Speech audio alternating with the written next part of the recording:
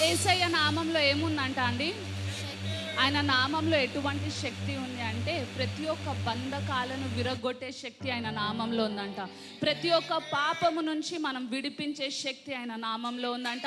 ప్రతి ఒక్క జబ్బు నుంచి మనల్ని మరుగు చేసే ఒక శక్తి ఆయన నామంలో ఉందంట. That is why the name of Jesus is called the name above all names. అన్ని నామముల కంటే గొప్ప నామము యేసుక్రీస్తు వారి నామమై ఉందంట. అందుకే దేవుని యొక్క వాక్యం సెలవిస్తుంది, ఎవరైతే యేసుక్రీస్తు వారి నామంని ఒప్పుకుంటారో, ఇన్ఫాక్ట్ ద ఎంటైర్ వరల్డ్ అంట వాళ్ళ నాలుకతో ఒప్పుకుంటుందంట.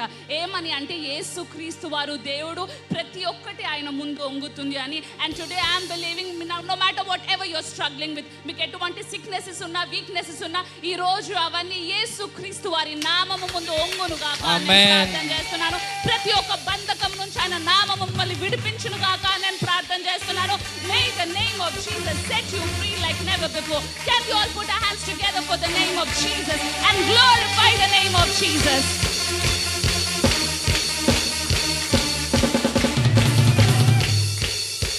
Amen. You all can be seated in the presence of the Lord. Let us all turn our Bibles to Psalm chapter 105 and let's read verse 37. 105వ కీర్తన 37వ వచనం. అక్కడుండి తన జనులను వెండి బంగారంతో ఆయన రప్పించెను. వారి గోత్రంలో నిస్సత్తువ చేత తొట్టిల్లి వాడొక్కడే ఆయనను లేకపోయెను. ఆమేన్. దేవుని యొక్క వాక్యం ఏం సెలవిస్తుంది అంటే, ఎప్పుడైతే ఐగుప్తు దేశంలోంచి దేవుడు వాళ్ళ పిల్లల్ని బయటకు తీసుకొని వచ్చాడో, దేవుడు ఏ రీతిగా తీసుకొని వచ్చాడో అని ఇక్కడ వాక్యం సెలవిస్తుంది. If we go back to Exodus chapter 5, ఒకవేళ మనం ఎక్సడస్ చాప్టర్ 5కి వెళ్ళినట్లయితే మనం ఏం చూస్తాము అంటే, ఈ ఐగుప్తు వాళ్ళు అంట ఇజ్రాయెల్ ప్రజల్ని చాలా ఇబ్బంది పెట్టారంట. వాళ్ళని ఏం చేశారు వాళ్ళతోటి అంటే, యూ ఆల్ నో ఈజిప్ట్ అంటే ఏంటి అంటే, it's a very hot part of the country, చాలా వేడిగా ఉండేది. సో 6 lakh మెంబర్స్ ఉండేవాళ్ళంట ఐగుప్తు దేశంలో. సో ఈ ఐగుప్తు వాళ్ళు ఏం చేసేవాళ్ళు అంటే, మీరు చాలా పనులు చేయాలి, you have to do more than what you have done. ఎప్పుడైతే మోషే అన్నాడో మిమ్మల్ని బయటకు తీసుకొని వస్తాను అన్నాడో, దాని తర్వాత ఇమ్మీడియట్గా ఫారో ఏం చేశాడు అంటే చాలా పని ఇచ్చాడు అంట. So if you go back and read the history, మనం ఎప్పుడైతే హిస్టరీని చూసుకుంటామో వాక్యం ఏం సెలవిస్తుంది అంటే వాళ్ళని చాలా ఇబ్బంది పెట్టారంట. సో నేనేం ఆలోచిస్తున్నాను అంటే, they had to do over time అంట, డబుల్ టైం వాళ్ళు పని చేశారంట. వాళ్ళకు తినడానికి సరిగ్గా తిండి లేకపోవచ్చు, వాళ్ళని చాలా కొట్టారంట. They did all of those things. కానీ ఎప్పుడైతే వాళ్ళు ఈ బ్లడ్ ఆఫ్ ద ల్యాంప్ లో వాళ్ళు పాల్గొన్నారో, లేకపోతే ఎప్పుడైతే ఈ గొర్రె పిల్లను వధించి వాళ్ళు ఆ భోజనము చేశారో, దేవుని యొక్క వాక్యము in the book of Psalm chapter 105 ఏమని చెప్తుంది అంటే, ఎప్పుడైతే వాళ్ళు ఆ ప్రాంతమును వదిలి బయటకు వస్తున్నారో ఎవరు కూడా ఫీబుల్గా లేరు అంట, ఎవరు కూడా బలహీనముగా లేరు అని వాక్యం సెలవిస్తుంది. 6 లక్షల మంది అంటే, ఒకసారి మనం ఆలోచించుకుంటున్నట్లయితే ఎంతోమంది పెద్దవాళ్ళు ఉండొచ్చు, చాలా చిన్న పిల్లలు ఉండొచ్చు, అంటే they could have been mix of so many people. Yet దేవుని యొక్క వాక్యం ఏం సెలవిస్తుంది అంటే, ఎవరైతే ఆ గొర్రె పిల్ల రక్తము లేకపోతే ఆ గొర్రె పిల్ల శరీరములో పాల్గొన్నారో అంట, వాళ్ళు బయటకు వచ్చినప్పుడు అంట వాళ్ళు బలహీనంగా కాదు కానీ బలవంతులు లాగా బయటకు వచ్చారు అని వాక్యం సెలవిస్తుంది. ఆమేన్. And I really like the first part of it. అక్కడ ఏమని రాసి ఉంటుంది అంటే, ఇన్ని 430 సంవత్సరాలు ఐగుప్తు దేశంలో ఇజ్రాయెల్ ప్రజలు బానిసలు లాగా పనిచేశారంట. They have been robbed. వాళ్ళ దగ్గర ఉన్నవన్నీ వాళ్ళు దొంగలించారంట. వాళ్ళ వయసును వాళ్ళు దొంగలించారు, వాళ్ళ టైంని అంతా వాళ్ళు దొంగలించి పనులు చేయించుకున్నారంట.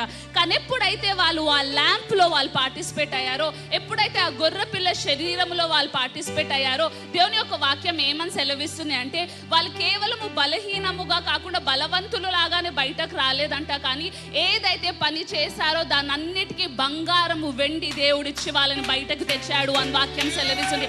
ఎప్పుడైతే when God intervenes in a situation, ఎప్పుడైతే దేవుడు మన లైఫ్లో ఎంటర్ అవుతాడో, లేకపోతే దేవుడు ఎప్పుడైతే మన లైఫ్లో జోక్యము చేసుకుంటాడో, దేవుడు మొదటిగా ఏం చేస్తాడు అంటే, నువ్వు కోల్పోయినవన్నీ దేవుడు మినిమం 2 అంతలుగా అన్న దేవుడు సమకూరుస్తాను అని మనకు వాగ్దానం చేస్తున్నాడు.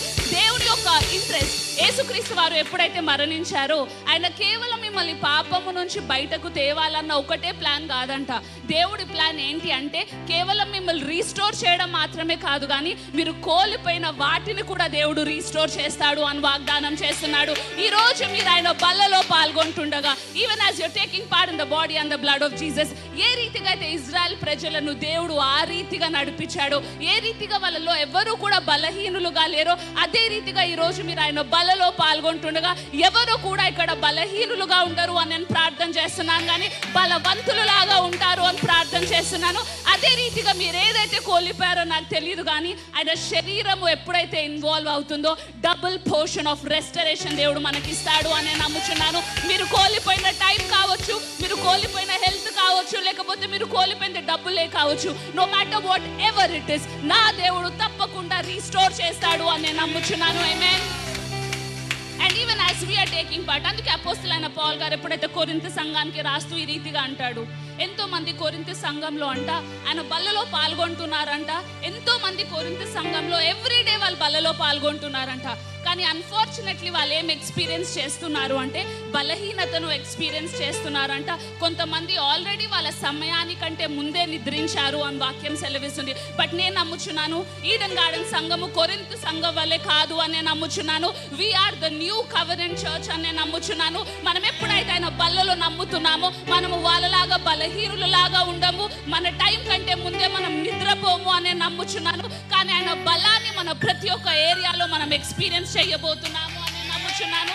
ఆయన రెస్టరేషన్ ని మనం ప్రతి ఒక్క ఏరియాలో ఎక్స్పీరియన్స్ చేయబోతున్నాము అని అనుకుంటున్నాను. No matter what ever sickness we're struggling with, ఎటువంటి జబ్బులు ఎటువంటి వ్యాధులు మీకున్నా ఈ రోజు ఆయన శరీరము మీకు స్వస్థతనిచ్చునుగాక అని నేను ప్రార్థన చేస్తున్నాను. మీ ఒంట్లో ఎటువంటి బలహీనత ఉన్నా నాకు తెలియదు, కానీ దేవుని యొక్క వాక్యం సెలవిస్తుంది ఆయన పాత్రలో మీరు పాల్గొనగంట ఆయన బలము మీ పైకి వస్తుంది అని వాక్యం సెలవిస్తుంది. And today I want you to get ready for a mighty strength from above. ఈ రోజు పరలోకములోంచి దేవుడు మనకు నూతనమైన బలమును దయచేస్తున్నాడు అని నేను నమ్ముచున్నాను. ఆమేన్. Are you ready to participate in the body and the blood of Jesus? దేవుని యొక్క శరీరము దేవుని యొక్క రక్తములో పాల్గొంటుండగా can you all meditate on that fact? అందరం లేచి నిలబడి I want you to think, Israel ప్రజలు ఎప్పుడు దేవుడికి విధేయతులుగా లేరంట, అయినా సరే ఆయన కృపలో అంట దేవుడు వాళ్ళకు అంత గొప్ప కార్యములు చేశాడు అని వాక్యం సెలవిస్తుంది. ఈరోజు ఇన్ ద న్యూ టెస్టిమెంట్ దేవుని యొక్క వాక్యం ఏమని సెలవిస్తుంది అంటే, ఎవరైతే యేసుక్రీస్తు వారిని నమ్ముకున్నారో మీరు నూతనమైన క్రియేషన్ అంట. దేవుడు అంట మీ క్రియల వల్ల కాదు, కానీ ఆయన కృప ద్వారా మీ జీవితంలో కార్యములు జరిగిస్తాను అని అంటున్నాడు. So even as you are meditating on that, మీరు ఆయన శరీరము ఆయన రక్తంలో పాల్గొనబోతుండగా I want you to know, ఈరోజు దేవుడు నీకు నూతనమైన రెస్టరేషన్ తెచ్చును గాక నేను ప్రార్థన చేస్తున్నాను. మీ ప్రతి ఒక్క బలహీనత మిమ్మల్ని వదిలి వెళ్ళిపోవును గాక నేను ప్రార్థన చేస్తున్నాను. ఆయన గొప్ప శక్తి మిమ్మల్ని ఆవరించును గాక నేను ప్రార్థన చేస్తున్నాను. ఈరోజు మీ ఇంట్లో ఉన్న ప్రతి ఒక్క దరిద్రమును దేవుడు తీసివేయును గాక నేను ప్రార్థన చేస్తున్నాను. మీ ఇంట్లో ఉన్న ప్రతి ఒక్క సిక్నెసెస్ని దేవుడు తీసివేయును గాక. మీ జీవితం పైన ఒకవేళ మరణము పని చేస్తున్నట్లయితే నా యేసు క్రీస్తు వారి రక్తము ద్వారా ఆ మరణముని ఇప్పుడే యేసు నామములో తీసివేయబడును గాక నేను ప్రార్థన చేస్తున్నాను. May you all experience life and life in eternal. మీరందరూ నిత్య జీవమును అనుభవించుదురు గాక నేను ప్రార్థన చేస్తున్నాను.